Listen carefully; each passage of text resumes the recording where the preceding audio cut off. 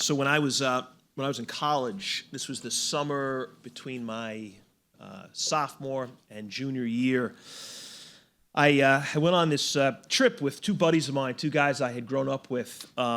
We went to Ireland for 2 weeks, and it was a really awesome trip. It was the first time I'd ever traveled anywhere without my parents. That was kind of a big deal. It's only the second time I was ever even on a plane. It was the first time I'd ever been out of the country. But it was something we've been talking about maybe since, we were seniors in high school. Like one summer we wanted to do this. So started saving money, and ultimately that's where we went that summer. We backpacked for 2 weeks in Ireland. This is like a long time. It was like 40 years ago.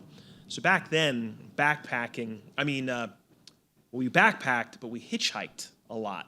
That's how we got around. We took some buses, some trains, but probably like 75% of this trip, we got to wherever we were going by hitching for a ride. Back then, it was really common. It wasn't really, dangerous or anything. I don't think I'd do it today. I wouldn't do it here, so much in this country. But it was pretty cool. It was, actually, it was good and bad, the hitchhiking, to be honest. On good days, it was wild. You'd get rides right away, and you'd met some really great people along the way. But on bad days, it was tough. It was like no rides, no cars. If there were cars, they were passing us by. It rains a lot in Ireland. A couple of times we got completely drenched. Anyway, one day, this was kind of like a not good day. We were waiting, and it was raining, and eventually we got picked up, and this place we wanted to go was maybe like 20 miles further, but the guy was going like making a left, and we had to go straight, so he dropped us off 20 miles from where we ultimately wanted to get to, and we were like, hey, thanks for the ride. He gave us a little bit of a ride. And we were shot. We were really tired, and it was like kind of getting late, and so we decided to just stay in this little village, cool little village. And we were hungry, so we went into this pub. It was a tiny little place. They had maybe 2 pubs in this town. That was it. And we we were standing outside of it, and the name of it was called the South Pole Inn, which was it's kind of weird. It's like Ireland. We're nowhere near the South Pole. So we go in, and it was this really kind of cool place, real small. Turns out it was owned by this guy who had been an explorer in the 1920s. He was dead now, but he was an explorer. And he made these trips to the South Pole. And a couple of real historical trips where real dangerous kind of stuff. He lived this very wild, adventurous life. His name was Tom Crane. Well, it turns out he was born in this tiny little town, this little village in Ireland. So when he retired, he came back and he bought a pub. And this was his pub for the last, 20 years of his life or something. It was almost like a museum to this guy, pictures and maps all over the place. And we were sitting at the bar, getting something to eat and having a drink, and behind the bar was this framed, it was a newspaper ad, real old looking. It's 1913, it was the London Times, and it was framed. And it was a want ad. They were looking for people to go on one of these expeditions to the South Pole. Insanely dangerous, like risk your life kind of stuff. And this is what the ad said. Listen to this. Wanted. Persons for dangerous journey. Small wages, bitter cold, long months of complete darkness, constant danger, safe return doubtful, honor and recognition if successful. They needed 20 volunteers. 5,000 men applied for this job. Months of complete darkness, constant danger, safe return doubtful, but honor if successful.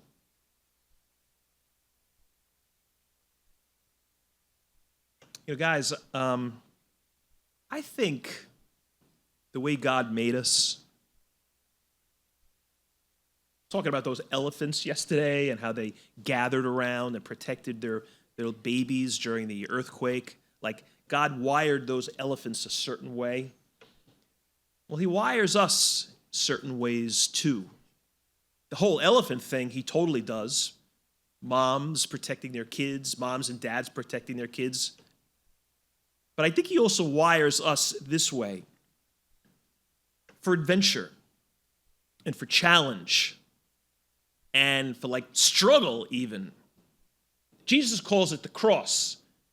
The gospel I just read. He said, hey, you want to follow me?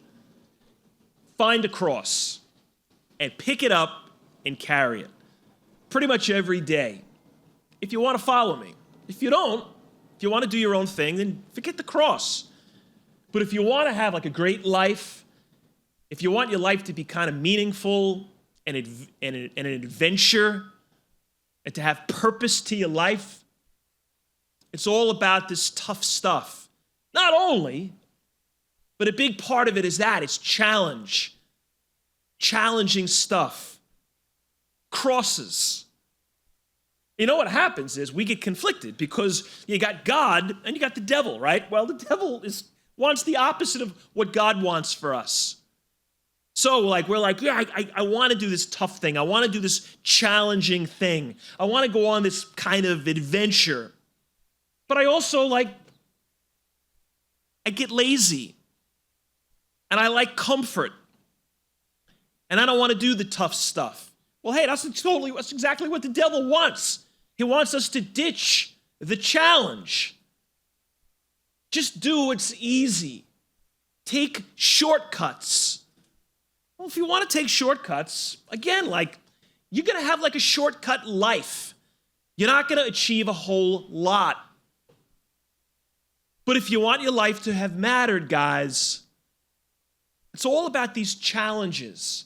It's about Jesus saying, yeah, every day you got to be willing to carry some kind of cross. You know, there's one of the Supreme Court justices. In fact, he's the Chief Justice of the Supreme Court. His name is John Roberts. And about 8 or 10 years ago, he gave this speech. It was his son's 8th grade graduation ceremony. And they asked him if he would give the graduation talk. This is part of what he said to these 8th graders going into 9th grade. He goes, now, graduation speakers usually wish the graduates good luck, and they extend good wishes to you. But I'm not going to do that today, and I'll tell you why.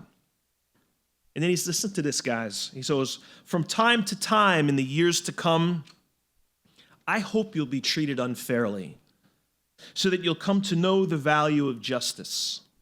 I hope that you will suffer betrayal because that'll teach you the importance of loyalty. I'm sorry to say, but I hope sometimes you'll be lonely from time to time so that you don't take your friends for granted. I wish you even bad luck, again, once in a while, so that you'll be conscious of the role of chance in life and you'll understand that your success isn't completely deserved and that the failure of others isn't completely deserved either. And when you lose, as you will from time to time, I hope every now and then your opponent will gloat over your failure. It's a way for you to understand the importance of sportsmanship. I hope you'll be ignored so you know the importance of listening to others. And I hope you'll have just enough pain to learn compassion. Whether I wish these things or not doesn't really matter because they're all going to happen. And whether you benefit from them or not will depend on your ability to see the message in your misfortune. That's kind of a weird graduation talk. Graduation talks are usually good luck, best wishes, have a great life, follow your dreams, all of which is important stuff. All should be said. But then he does all this stuff like, I hope you have it tough. Like, you never hear that at a graduation talk. I hope your friend sometimes acts like a jerk. I hope sometimes you feel betrayed so that you never do that to somebody else. And when you're playing in a game and you get beat, I hope the guy sticks it in your face, also like a jerk, so that you never do that. When you win, you don't act like that because you remember how much you couldn't stand it. Loneliness, failure, all these like tough, hard to do things. But his point was and is, they make us better. And hey, you don't want bad stuff happening to you 24/7. That'd be crazy. But when we run from that stuff, always like dodge challenging things, it never helps us. But when we do, guys, we grow. You know, hey, the expression, no pain, no gain. I mean, it's such a cliche, but it's so totally true. You know, I knew this. I used to work at St. Anthony's High School. I was chaplain there like 20 years ago. And it was this kid that I got to know pretty well. He came in when he was a sophomore. He transferred in. And I met him because he was having a very, very tough time. He moved to New York. I forget from where. So he had to move. And sophomore year, he shows up at St. Anthony's, not knowing anybody, not wanting to be there, totally missing home, totally missing his friends from home. And now he's in this big, huge school and doesn't know a soul. So he was very kind of depressed. He was talking to the guidance counselor, and the guidance counselor was kind of worried about him. And then she suggested maybe we meet up, and we did. And we kind of became sort of friends. So anyway, he graduated. And a couple of years later, or maybe like 10 years later, he writes me, he calls me, and he says, I'm getting married. Could you do my wedding? And I was like, oh man, that's, congratulations. But it was going to be an out-of-state wedding, and it was I had the date of the wedding. I had something else I don't remember, but I couldn't do it. So I kind of said to him, I'm sorry, I'm not going to be able to do it. But we talked. We had like maybe a half-hour conversation, and that was it. Well, it wasn't it. About a week later, he writes me this note. Listen to this, guys. Hey, Father Brian, it was great talking to you last week. I really appreciate you trying to rearrange things for the wedding, but totally I understand that you won't be able to make it. It would have been great to have you. Our conversation got me thinking about my high school years and some of the people who got me through some difficult days. Maybe it's the upcoming wedding that's got me in a more reflective mood, but I just wanted to thank you for being on the scene when I was a kid. I've been thinking about that first semester at St. Anthony's, my sophomore year. That was by far one of the darkest periods of my life. Having to move at 15 to a place where I knew no one was brutal. They were very lonely and depressing months. Actually, it was more like a lonely and depressing year. Having to leave my friends was incredibly tough, and trying to make new ones was even worse. I remember your invitation to morning mass. So when we met up, we were talking, and he told me his bus would get dropped off early, and most of the kids would sit in the cafeteria, and he hated it because he had nobody to sit with. Nobody kind of welcomed him over, and he hated that. So he was sitting in the chair at a table and alone, or maybe even kids around him, but nobody was talking to him, and it was completely messing with him. And he told me that. So I said to him, hey, we got mass in the morning. At that time, we have a morning mass. It's optional. You don't have to go to it, but kids go. It's like 100 kids that go to this mass. So just come to it. So he says this, I remember your invitation to morning mass, and honestly thinking, how is going to mass going to help? I wanted no part of it. But the prospect of sitting alone in the cafeteria before school was worse than the idea of going to mass. So I gave it a try. I'm so glad I did. At first, it was just a place to hide and not feel so alone. but eventually I began to like it. I just felt at peace in the chapel, and there was a strange power in being with other kids my age, even if I didn't know them. But then I did get to know them. Some became friends that I'll have forever. 2 of them will be in the wedding party. And by graduation, the sadness I felt at leaving St. Anthony's was greater than the fear and loneliness I felt when I began. And that's hard to believe, because I was pretty sad. He says, I met Katie, that's his fiancée. I met Katie in college. And as I'm sure you remember, Scranton, which is where he went, wasn't my first pick. I remember being in your office when I got waitlisted for Boston College.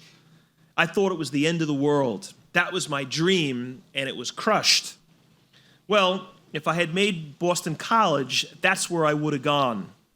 And there's no reason to think I'd have met Katie. And now I can't imagine my life without her.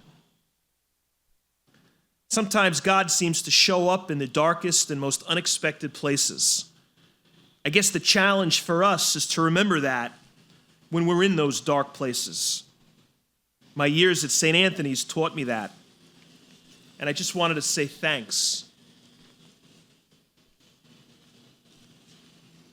It's like, guys, like the dark places, the places we don't want to be, the places and times that are tough. I'd rather be doing something else, somewhere else, but I just know I got to be here. In some crazy way, if I endure it, if I survive it, I look back and I'm like, man, this was good. Like this is where I was supposed to be.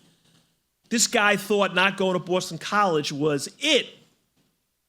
Like it was going to be the worst. Well, had he not had that experience, he doesn't meet the girl he fell in love with.